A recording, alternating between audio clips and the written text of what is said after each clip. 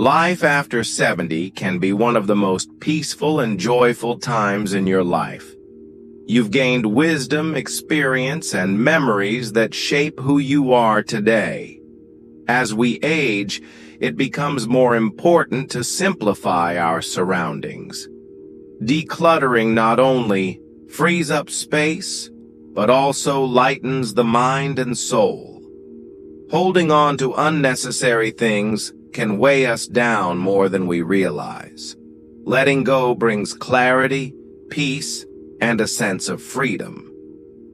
This guide shares what to consider letting go of before or around the age of 70. You deserve a home that feels calm, easy to maintain, and filled only with what adds value and joy to your life. Let's explore the things that no longer serve us, and how releasing them can lead to a more fulfilling life. Clothes that no longer fit or suit your lifestyle. When we talk about clothes, we're not just talking about fabric. We're talking about identity. That jacket from your first job, the heels from a wedding 30 years ago, the sweatshirt your grandchild gave you, they all carry meaning. But we evolve. If your closet is full of what used to be, it may be time to ask, what suits me now? You deserve clothes that fit not just your body, but your life. Prioritize comfort, quality, and ease. Create a wardrobe that reflects the confident, wise person you are now. A simple wardrobe also reduces laundry stress and decision fatigue. Many communities have clothing drives, shelters, or organizations that would treasure gently used items. Giving clothes a second life makes letting go even more meaningful. Excess kitchenware and gadgets.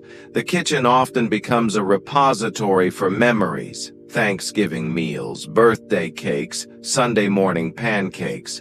But the tools we used for those moments aren't always still serving us. Instead of thinking, what might I need one day? Ask, what do I use now, often, and with joy? Do you really need 5 cutting boards? A blender you never touch? Try this. Box up the items you rarely use and store them out of sight for 30 days. If you don't reach for them, you probably don't need them. Make space for what matters. That favorite teacup, a beloved cast iron pan, your go-to knife. Fewer items often means more enjoyment. Outdated papers and documents. Paper can be one of the hardest things to sort. It feels like just-in-case clutter, but when it piles up, it brings more worry than security. Create 3 simple folders: must keep, wills, legal docs, IDs, medical info; sentimental, letters, cards, drawings; recycle, shred, and, if it helps, involve a trusted loved one. Sometimes just having someone by your side makes it easier to decide. Remember, your peace of mind is worth more than holding on to 20-year-old bank statements. Unused or broken furniture. If you have to walk sideways to get through a room, or if you regularly bump into things, that's a signal. Aging gracefully includes making your environment work for you, not against you. Prioritize furniture that is sturdy and well-placed, has meaning or everyday function, makes your life easier, like a chair with arms for rising safely. Let go of furniture that's cracked, unused, or that complicates your space. Consider gifting pieces to young families starting out. You're passing on not just furniture, but stories. Books you'll never read again. Books are beloved, but remember their purpose is to be read and shared. Instead of hoarding, curate. Keep a small, meaningful library. If a book changed your life, hold it close. But if it's collecting dust, let it go live again in someone else's hands. Create a legacy shelf. Books you want to pass down. Write little notes inside about why you loved them. Imagine your grandchild finding that message one day. That's a legacy more powerful than shelves of unread titles. Collections that no longer spark. Joy collections often begin with passion, but they should never become pressure. Ask yourself, would I start this collection today? Do I still enjoy looking at it, or is it just there? If your answer is no, it's time to curate or release. Choose 3 out of 5 pieces that still bring you joy. Display them. Let the others go with gratitude. Consider photographing each piece and creating a digital museum you can flip through anytime. Decor that feels outdated or overwhelming decor should calm the mind and warm the heart. If you've had the same drapes for 40 years or the same dusty knickknacks on every shelf, consider a refresh. Simple updates like a new throw pillow, a plant in the window, a painting that inspires peace. These small shifts can breathe fresh energy into your space. Change doesn't mean disrespecting the past. It means honoring the present. Gifts you feel obligated to keep. Let's be honest. Sometimes we keep things just to avoid guilt. That ceramic rooster your cousin gave you, the itchy scarf from a friend. Here's a truth. A gift fulfills its purpose the moment it's given. You can say thank you, appreciate the gesture, and still let the item go. You're not rejecting the giver. You're choosing peace over pressure, and when you do this, you give others permission to do the same. Sentimental items with care.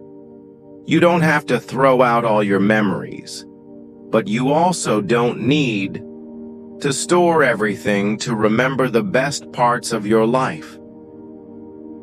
Here's a tip. Create a memory chest. A single beautiful box for your most precious mementos. Photos, a few letters, 1 or 2 keepsakes. Let it be a small treasure chest, not a storage closet of sadness.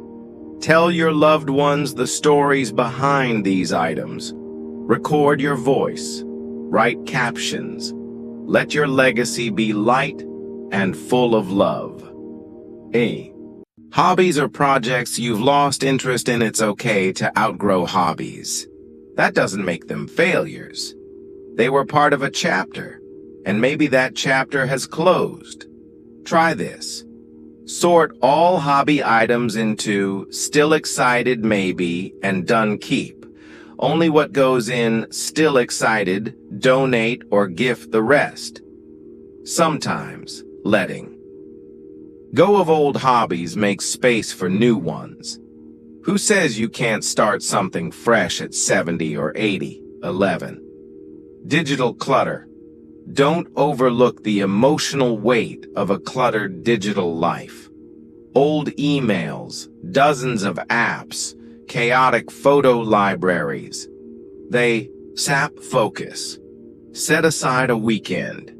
Clean your inbox. Unsubscribe from things. Delete blurry or duplicate photos. Organize your folders by type.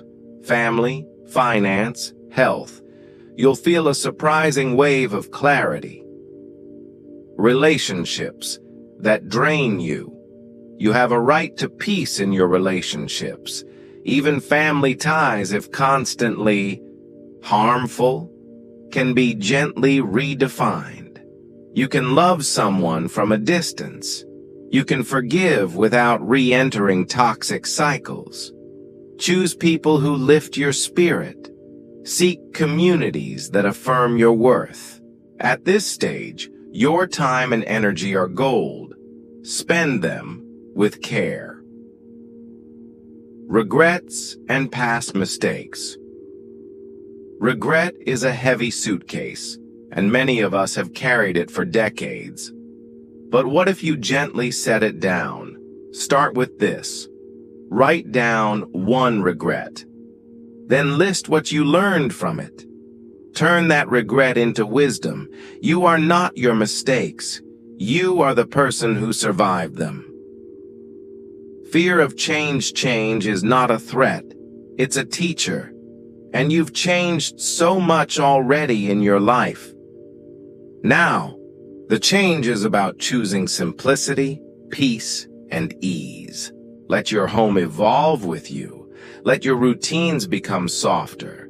Let your days be gentler. You're not losing, you're evolving.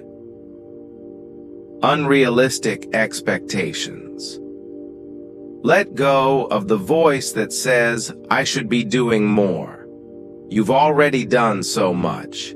This is the time for grace, self-kindness, slower mornings, lighter loads. You do not have to prove anything. Just being here, alive and open to joy is enough.